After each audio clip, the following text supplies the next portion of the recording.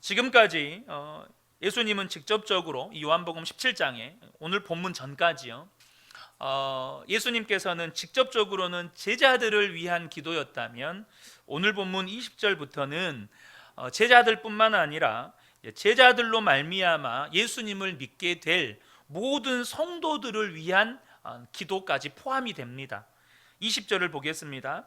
내가 비옵는 것은 이 사람들만이 위함이 아니요 또 그들의 말로 말미암아 나를 믿는 사람들도 위함이니 라고 말씀하시죠.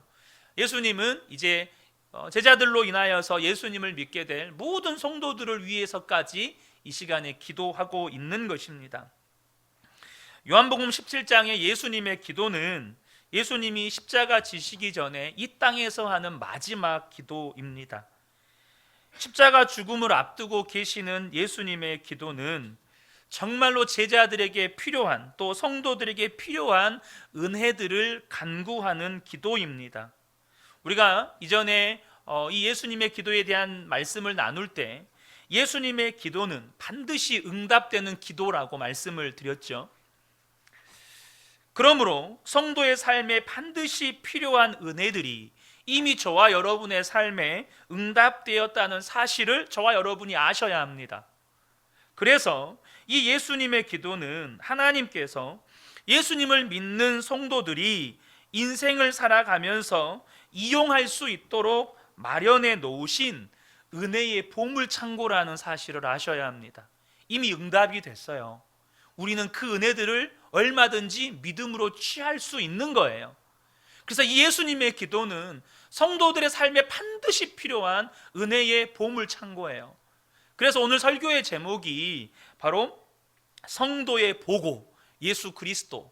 처음에는 성도의 보물창고 예수 그리스도 이렇게 하려고 했다가 보물창고라는 말이 좀 가벼워 보여서 보고라고 하는 좀 한문을 쓰면 좀 더 좀 무게가 있어 보이고 훨씬 더 그 의미가 잘 전달되는 것 같아서 이 보고라는 단어를 사용했습니다. 여러분, 이 요한복음 17장은 정말로 보화의 보물창고입니다. 성도들의 삶에 반드시 필요한 은혜들이 이미 예수님의 기도로 이 땅에 성도들의 삶에 응답이 되었고 우리는 그것을 믿음으로 취함으로 우리의 삶 가운데 누리게 되는 거예요. 근데 제가 이 시간에 여러분들과 함께 나누려고 하는 것은 요한복음 17장 전체가 바로 그 보물창고에 가득가득 담겨있는 은혜의 내용들이긴 하지만 이 본문을 중심으로만 우리의 삶에 캐내어서 우리가 취할 수 있는, 우리가 믿음으로 누릴 수 있는 그 은혜의 보물들이 무엇인지를 함께 나누려고 합니다. 오늘은 그 두 가지를 먼저 나누려고 하는데요, 이 예수 그리스도 안에 있는 보물들, 그 첫 번째가 뭐냐 하면 우리가 하나님과 예수 그리스도와 하나가 된다는 것입니다. 우리가 하나님과 예수 그리스도와 하나가 된다는 것이에요. 21절과 23절을 보겠습니다. 아버지여, 아버지께서 내 안에 내가 아버지 안에 있는 것 같이 그들도 다 하나가 되어 우리 안에 있게 하사 세상으로 아버지께서 나를 보내신 것을 믿게 하옵소서. 곧 내가 그들 안에 있고 아버지께서 내 안에 계시어 그들로 온전함을 이루어 하나가 되게 하려 함은이라고 말씀하시죠. 그대로 띄워주시고요. 이 말씀을 우리가 잘 보셔야 되는 것이, 우리가 그들도 하나가 되어 이 부분만 떼서 보면 예수를 믿는 성도들이 하나가 되게 해주십시오라는 의미로 해석이 될 수 있는 여지가 있습니다. 그런데 이 본문 앞뒤 문맥을 전체로 살펴보면 이것은 예수를 믿는 성도들이 하나가 되게 해주십시오라는 의미만을 포함하는 게 아니라 더 직접적으로 가리키는 의미는 뭐냐면, 아버지께서 내 안에, 내가 아버지 안에 있는 것 같이 그들도 다 하나가 되어 우리 안에 있게 하사라고 말씀하시죠. 이게 무슨 말이죠? 하나님과 예수 그리스도와 믿는 성도들이 하나가 되게 해달라는 말씀입니다. 우리가 하나님 그리고 우리 주 예수님과 하나가 되게 해달라는 거예요. 이 말이 무슨 말일까요? 우리가 예수님 닮게 된다는 말입니다. 저와 여러분이 예수님 닮게 된다는 거예요.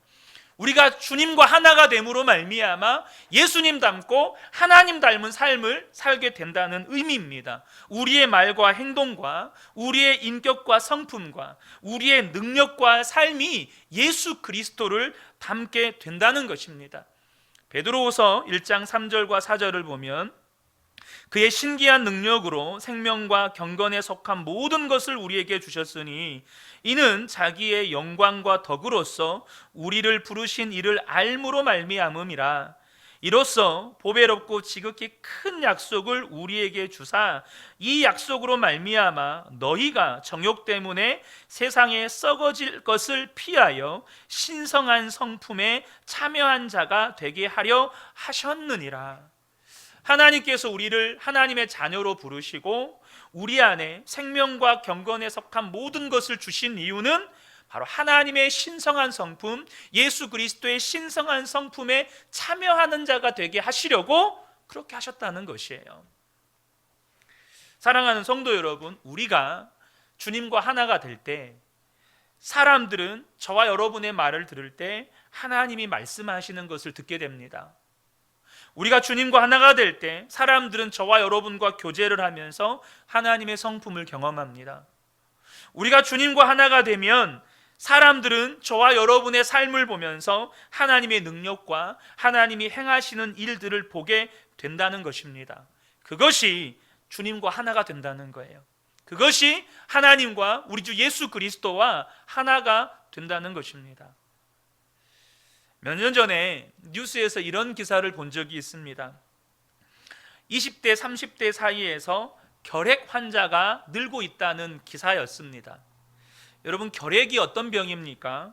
흔히 결핵은 후진국병이라고 말합니다. 그러니까 잘 먹지 못해서 영양이 결핍된 사람들이 주로 걸리는 병으로 잘 먹고 영양만 잘 공급되어도 걸리지 않는 병이 결핵입니다.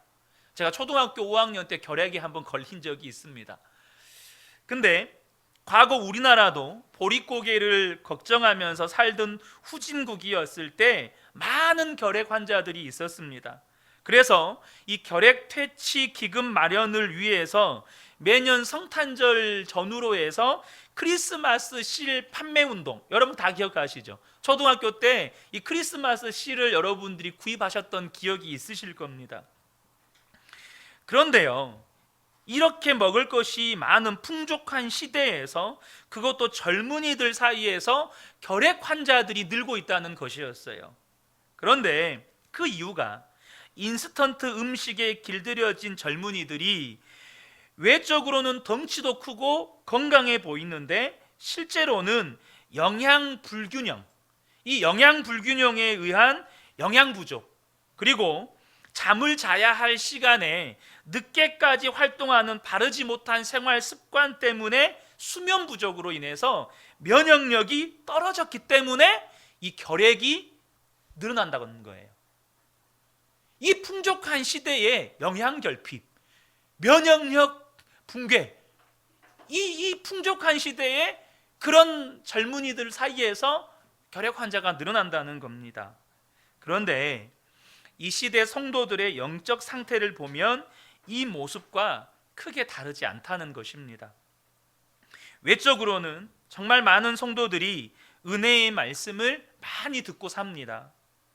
평균적인 교육 수준도 높아졌고 교회마다 제자훈련 프로그램들이 많아져서 훈련도 많이 받고 성경에 대한 지식 수준도 굉장히 높습니다.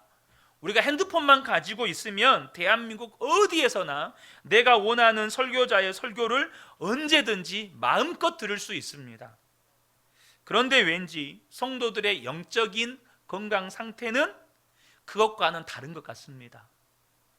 한국 교회는요, 일제강점기 때, 그 핍박의 시대 때 평양 대부흥을 경험했던 나라입니다. 3.1운동을 주도했던 민족대표 33인 중에 16명이 기독교인, 그 16명의 대부분은 목사, 전도사, 장로님들이었습니다.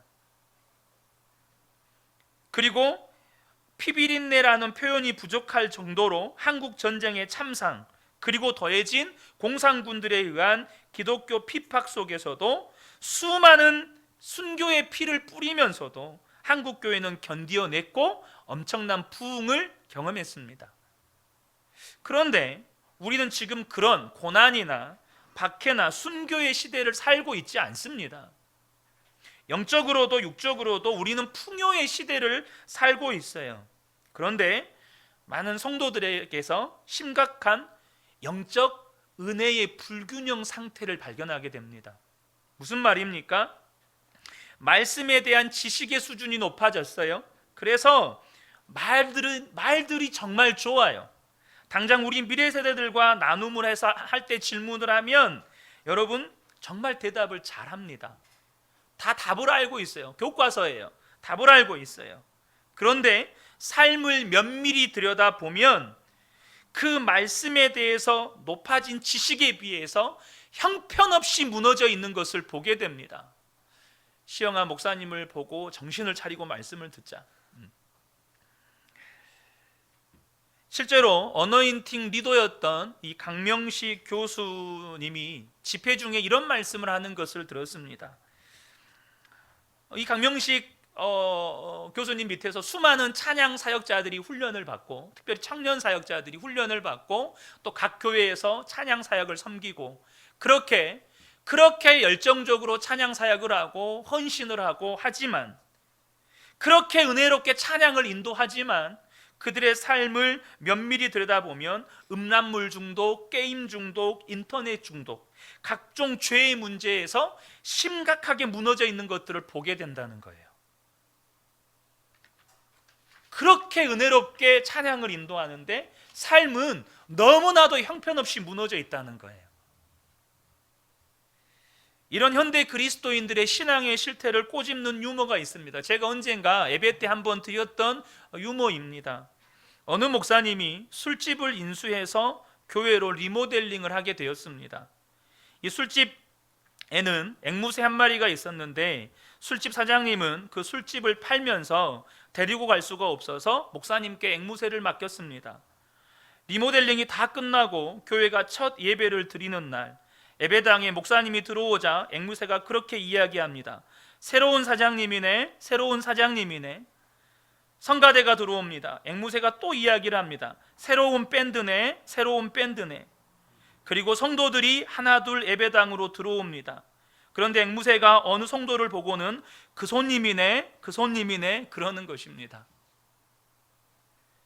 여러분, 이 문제는 어제 오늘 한국 교회만의 문제가 아니라 2000년 전에도 그런 성도들이 있었습니다. 그들의 삶과 그들의 성품과 그들의 능력은 전혀 그렇지 않으면서 지식만 높아져서 말로만 떠드는 사역자들, 그런 교사들이 있었습니다. 사도 바울이 그들을 향해서 이런 말을 합니다. 고린도전서 4장 18절에서 20절입니다. 어떤 이들은 내가 너희에게 나아가지 아니할 것 같이 스스로 교만하여졌으나 주께서 허락하시면 내가 너희에게 속히 나아가서 교만한 자들의 말이 아니라 오직 그 능력을 알아보겠으니 하나님의 나라는 말에 있지 아니하고 오직 능력에 있음이라. 초대교회 교사들 중에도 말로 떠드는 자들이 정말 많았습니다. 지식은 높아져서 헬라 철학의 기본적인 그 지식과 성경의 지식과 유대 율법주의와 그런 지식들을 가지고 열심히 말로 가르쳤지만 그들의 삶은 완전 빈 깡통이었습니다. 그들의 삶은 음란했고 그들의 삶은 더러웠습니다. 그들의 삶은 완전히 무너져 있었어요. 예수를 믿는다고 말하지만 삶으로 예수 그리스도가 전혀 드러나지 않았습니다. 그런데 이것이 지금 저와 여러분의 모습일 수도 있다는 거예요. 왜 이렇게 그들의 지식과 능력의 불균형, 왜 이렇게 성도들의 삶에 말과 삶의 불균형이 나타납니까? 그것은 내가 주님과 하나가 되지 않았기 때문입니다. 예수의 생명이 내 생명이 되지 않았기 때문이에요. 하나님과 우리 주 예수 그리스도와 내가 하나가 되지 않았어요. 주님의 말과 나의 말이 달라요. 주님의 말씀과 내 믿음이 다릅니다. 주님의 역사하시는 것과 내가 살아가는 삶의 방향이 다릅니다. 주님을 믿는다고 예배 자리에 앉아있지만 이 예배 자리를 떠나는 순간 우리의 삶은 말씀으로부터 멀어져 버립니다. 그것이 주님과 하나가 안 된 겁니다. 이곳에서 주님을 믿고 있다고 우리가 고백한다면 가정으로 가서도 주님을 믿어야죠. 부부 관계에서도 주님을 믿어야죠. 부모와 자식 사이에서도 주님을 믿어야죠. 주님이 자녀를 축복하는 그 말 그대로를 믿어야죠. 주님이 남편을 축복하고 아내를 축복하는 그 말 그대로를 믿어야죠. 근데 우리는 남편의 모습, 아내의 모습을 볼 때 안 믿습니다. 자녀의 모습을 볼 때 안 믿어요. 그리고 내 말이 내 감정대로 나옵니다. 지금 주님이 하시는 기도가 무엇입니까? 아버지, 저들도 다 하나가 되어서 우리 안에 있게 하사 세상으로 아버지께서 나를 보내신 것을 믿게 하옵소서. 이 말이 뭡니까? 주님, 저의 제자들이 나와 하나가 되고 하나님과 하나가 되어서 그들의 삶을 통해서 하나님이 드러나고 예수님이 드러남으로 세상 사람들이 저들을 볼 때 하나님 살아 계시는구나, 이것을 믿게 해 주십시오. 이 기도입니다. 이걸 풀어서 설명하면 이 기도가 되는 거예요. 내가 그들 안에 있고 아버지께서 내 안에 계시어 그들로 온전함을 이루어 하나가 되게 하옵소서. 성도가 온전해지는 길은 주님과 하나가 되는 겁니다. 지금 예수님께서 그 기도를 하고 계시는 거예요. 우리가 오늘 예배 전에 불렀던 찬양, 하나님의 꿈이 나의 비전이 되고 예수님의 성품이 나의 인격이 되고 성령님의 권능이 나의 능력이 되는 삶, 그것이 주님과 하나가 되는 겁니다. 예수님께서 지금 저와 여러분을 위해서 기도하셨습니다. 주님, 저들이 우리와 하나가 되게 해주십시오. 그래서 정말로 하나님 닮고 예수님 닮게 해주십시오. 이 기도가 여러분 응답되었다는 것을 믿으시기 바랍니다. 이것이 예수 그리스도 안에 있는 보물이에요. 무엇과도 바꿀 수 없는 여러분 보물입니다. 두 번째는 뭐냐면 하나님의 사랑을 소유하게 된다는 겁니다. 예수 그리스도 안에 있는 보물이 우리가 하나님의 사랑을 소유하게 된다는 거예요. 23절, 24절, 26절을 보겠습니다. 또 나를 사랑하심 같이 그들도 사랑하신 것을 세상으로 알게 하려 함이로써이다. 아버지여, 내게 주신 자도 나 있는 곳에 나와 함께 있어 아버지께서 창세전부터 나를 사랑하심으로 내게 주신 나의 영광을 그들로 보게 하시기를 원하옵나이다. 이거 먼저 볼게요. 자, 예수님이 뭐라고 기도하시죠? 하나님 아버지께서 나를 사랑하신 같이 그들도 사랑하신 것, 이것을 세상으로 알게 하여 주십시오. 또 뭐라고 말씀하시죠? 아버지께서 창세전부터 나를 사랑하심으로 내게 주신 나의 영광. 하나님께서 예수님을 사랑하셔서 창세전부터 그 영광을 예수님께 주셨어요. 그리고 그 영광을 그들로 보게 해 주십시오. 이 말이 뭐죠? 하나님이 사랑하셔서 영광을 예수님께 주셨고 그 영광을 보게 해달라는 말은 저들도 그 하나님의 사랑을 소유하게 해 주십시오, 이 말이 되는 거예요. 26절입니다. 내가 아버지의 이름을 그들에게 알게 하였고 또 알게 하리니 이는 나를 사랑하신 사랑이 그들 안에 있고 나도 그들 안에 있게 하려 함이니이다. 사랑하는 성도 여러분, 하나님의 사랑을 소유한다는 말이 뭘까요? 1차적으로는 하나님의 사랑을 깊이 경험한다는 말입니다. 하나님의 사랑을 경험하는 것이 우리에게 주는 유익이 얼마나 크고 많은지 굳이 강조하지 않아도 아실 것입니다. 부모의 사랑을 받고 자라나는 자녀는 그렇지 못한 자녀들과 확연히 달라요. 여러분, 무엇보다도 부모의 사랑을 받고 자라나는 자녀들은 그들의 삶에 확고한 안정감이 있어요. 확고한 안정감이 있어요. 무슨 말이냐면, 제가 가끔씩 인터넷상에서 각종 구호단체들의 후원 광고 영상을 볼 때가 있습니다. 그 중에 부모로부터 버림을 받아서 할아버지 할머니 손에 키워진 아이들 후원 광고가 나올 때가 있어요. 여러분도 보셨는지 모르겠어요. 그 광고들 중에 어떤 광고가 하나가 있었냐면, 한 아이가 남자아이인데요, 할머니가 쓰레기를 버릴 때조차도 이 아이는 할머니를 따라 나옵니다. 왜 그럴까요? 할머니가 버려두고 도망갈까 봐. 할머니가 버려두고 도망갈까 봐 부모로부터 버림받은 그 상처가 그 두려움으로 작용해서 이 아이는 할머니가 쓰레기를 버리러 갈 때도 따라 나와요. 뭐죠? 삶의 안정감이 없고 늘 마음에 두려움과 공포가 있습니다. 여러분, 부모의 사랑 안에서 자라는 것이 이렇게 중요한데 하물며 하나님의 사랑이겠습니까? 하나님의 사랑을 알지 못하고 경험하지 못하는 성도는 삶이 성남 바다 위의 돛담배처럼 파도가 치는 대로, 상황과 환경이 바뀌면 바뀌는 대로 이리저리 요동하는 삶을 삽니다. 그래서 하나님의 사랑을 경험하는 성도들에게서 나타나는 뚜렷한 열매가 있는데 성경엔 너무나도 많아요. 두 가지만 나누기를 원해요. 그게 뭐냐면 하나는 만족함이고요, 하나는 형제 사랑입니다.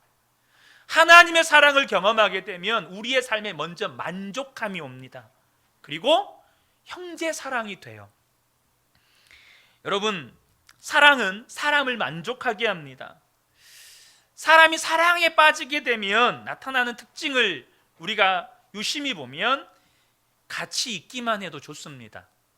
굳이 무엇을 소유하지 않아도, 굳이 무엇을 하지 않아도 사랑에 빠지면 그 사람과 함께 있는 것 자체가 좋습니다.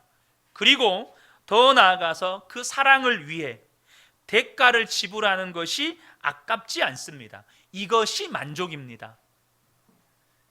이것이 만족이에요. 내가 사랑하는 사람을 위해서 대가를 지불하는 것조차 아깝지가 않아요. 오히려 기쁨이 돼요. 그게 만족입니다. 김창옥 교수, 다들 아시죠? 이 김창옥 교수님이 강의 중에 어느 한 여대생으로부터 이런 질문을 받았다고 합니다. 사귀는 오빠가 군대를 갔는데 기다려야 하나요? 아니면 헤어져야 하나요? 그래서 김창옥 교수가 이런 대답을 했습니다. 그 오빠를 좋아한다면 기다려라. 그렇지만 좋아하지 않는다면 기다릴 필요가 없다. 그래서 여학생이 교수에게 다시 질문을 했습니다. 좋아하는지 좋아하지 않는지 어떻게 알 수 있나요? 그래서 김창옥 교수는 이렇게 답변을 합니다. 사람들은 좋아하는 것과 좋아 보이는 것을 잘 구별하지 못한다. 좋아한다는 것은 좋아하는 것을 위해서 대가를 지불하는 것이다. 그런데 좋아 보이는 것은 좋아한다고 생각하는데 좋아하는 것을 위해서 대가를 지불하지 않는 것이다. 그러니까 오빠가 군대 간 것은 좋은 찬스다. 학생이 그 오빠를 좋아하는지 오빠가 좋아 보였던 것인지를 확인할 수 있는 기회다. 만약 학생이 오빠를 정말 좋아한다면 오빠가 군대가 있는 동안에 기다림을 대가로 지불할 것이다. 학생은 오빠를 정말 좋아하냐? 그랬더니 여학생의 대답은 아니오 였습니다. 이게 웃긴 이야기지만 여러분, 사랑은 사람을 만족하게 합니다. 그 만족함은요, 내가 사랑하는 것을 위해서 대가를 지불해도 기쁨이 있습니다. 여러분, 그런데요, 우리가 연애할 때 그렇게 사랑해서 결혼해서 부부가 되어 살면서 또 그 사이에서 아이가 태어나서 아이를 키우면서 살면서 느끼는 것이 하나가 있습니다. 그게 뭐냐면 배우자가 내가 아무리 사랑을 베풀어도 만족을 못한다는 겁니다. 또 나 역시 배우자가 아무리 잘해줘도 만족이 안 될 때가 있어요. 그것을 더 극명하게 느끼는 게 언제입니까? 우리 자녀들입니다. 자녀들에게 아무리 부모가 좋은 것을 베풀어도 자녀가 만족하지 못할 때를 많이 봅니다. 아닙니까? 언제나 자녀들은 부모에게 더 좋은 것을 요구합니다. 왜 그럴까요? 우리의 사랑이 부족해서입니까? 그렇습니다. 여러분, 사람의 사랑은 완전하지가 않습니다. 우리가 아무리 남녀 간의 사랑을 하고 부모의 자식 간의 사랑을 하더라도 사람의 사랑은 완전하지가 않습니다. 그래서 언젠가는 우리가 만족하지 못할 때가 옵니다. 그런데 하나님의 사랑은 완전합니다. 그래서 하나님의 사랑은 우리로 만족하게 합니다. 빌립보서 4장 11절과 13절을 보면 내가 궁핍함으로 말하는 것이 아니니라 어떠한 형편이든지 나는 자족하기를 배웠노니 나는 비천에 처할 줄도 알고 풍부에 처할 줄도 알아 모든 일 곧 배부름과 배고픔과 풍부와 궁핍에도 처할 줄 아는 일체의 비결을 배웠노라. 내게 능력 주시는 자 안에서 내가 모든 것을 할 수 있느니라. 여러분, 하나님의 사랑은 우리를 자족하게 합니다. 하나님의 사랑은 우리를 만족하게 합니다. 그래서 하나님의 사랑은 여러분 어떤 상황에서도 우리를 기뻐하게 만듭니다. 빌립보서 1장 16절에서 18절을 보면 좋은 뜻으로 전하는 사람들은 내가 복음을 변호하기 위하여 세우심을 받았다는 것을 알고서 사랑으로 그리스도를 전하지만 시기하고 다투면서 하는 사람들은 바울을 시기하고 질투하고 바울과 경쟁하는 사람들이 있었어요. 그 사람들은 경쟁심으로 곧 불순한 동기에서 그리스도를 전합니다. 그들은 나의 감옥 생활에 괴로움을 더하게 하려는 생각을 품고 있습니다. 그렇게 복음을 전했어요. 바울을 괴롭게 하려고 복음을 전했어요. 근데 바울은 어떻습니까? 17절에 그렇지만 어떻습니까? 거짓된 마음으로 하든지 참된 마음으로 하든지 어떤 식으로 하든지 결국 그리스도가 전해지는 것입니다. 그들로 말미암아 복음이 전해지면 전해질수록 사도 바울이 욕을 얻어먹고 사도 바울이 나쁜 놈이라 손가락질 받고 사도 바울의 인기가 떨어집니다. 사도 바울의 명성에 금이 갑니다. 그런데 사도 바울은요 거기서 어떻게 합니까? 그들이 복음을 전하면 전할수록 사도 바울은 사람들에게 지탄의 대상이 되는데, 손가락질 대상이 되는데 사도 바울 안에 기쁨이 넘쳐요. 사도 바울 안에 기쁨이 있어요. 무엇 때문입니까? 하나님의 사랑이 사도 바울을 강권하기 때문입니다. 앞으로도 또한 기뻐할 것입니다. 고린도후서 5장 14절에서 15절입니다. 그리스도의 사랑이 우리를 강권하시는도다. 우리가 생각하건대 한 사람이 모든 사람을 대신하여 죽었은즉 모든 사람이 죽은 것이라. 그가 모든 사람을 대신하여 죽으심은 살아있는 자들로 하여금 다시는 그들 자신을 위하여 살지 않고 오직 그들을 대신하여 죽었다가 다시 살아나신 이를 위하여 살게 하려 함이라.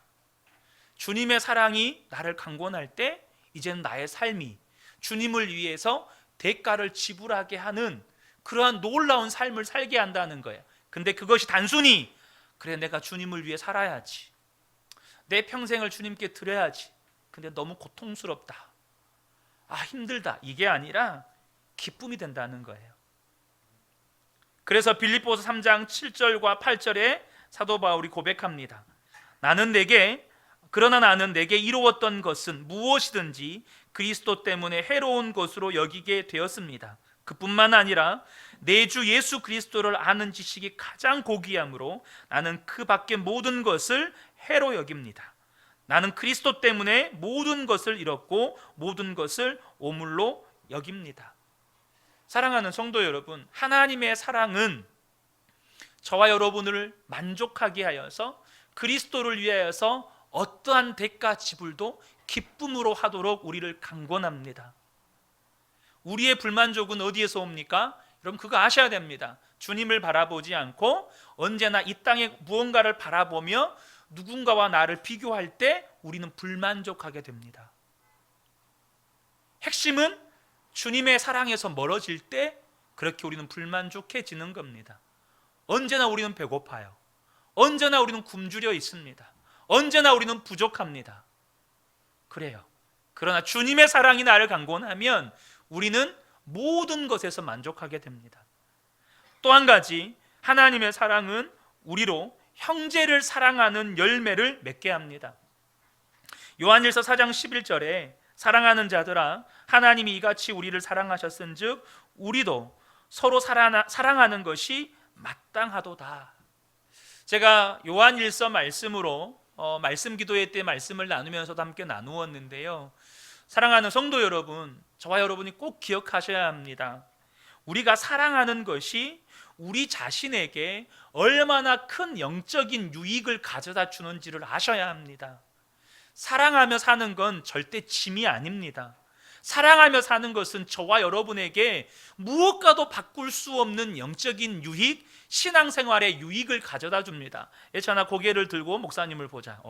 잘하고 있어요. 자,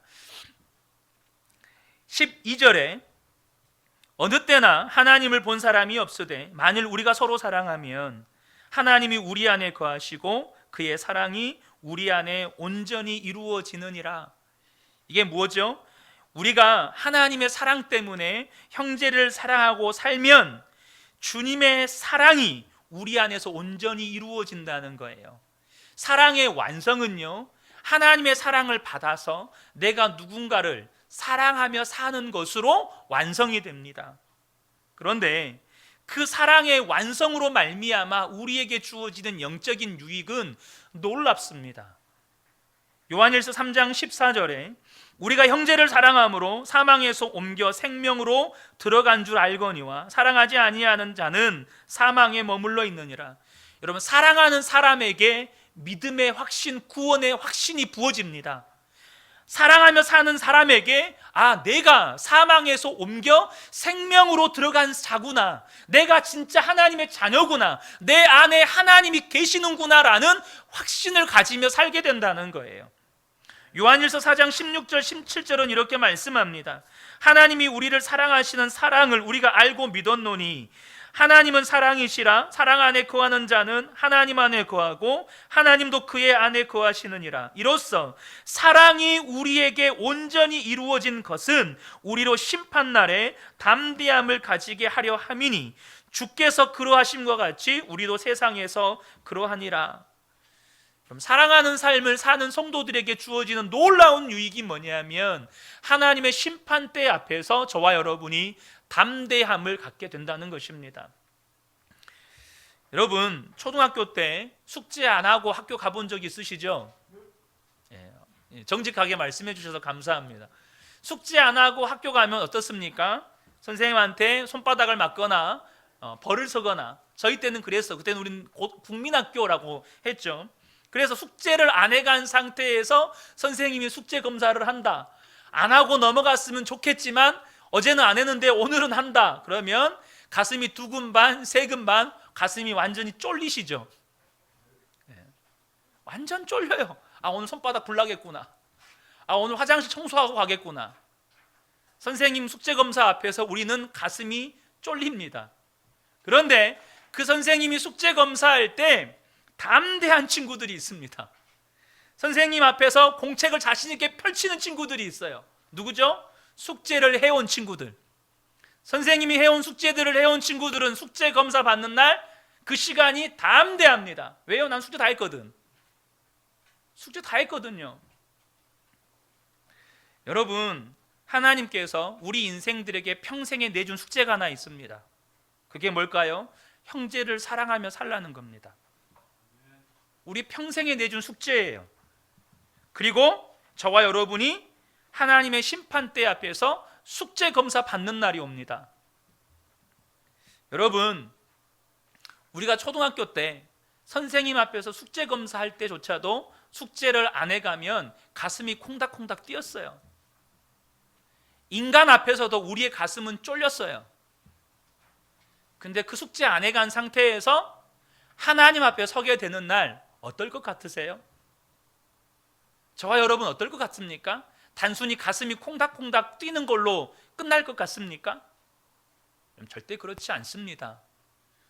우리 인생이 지금껏 겪었던 그 어떤 두려움과도 비교할 수 없는 두려움이 하나님의 심판대 앞에서 임합니다.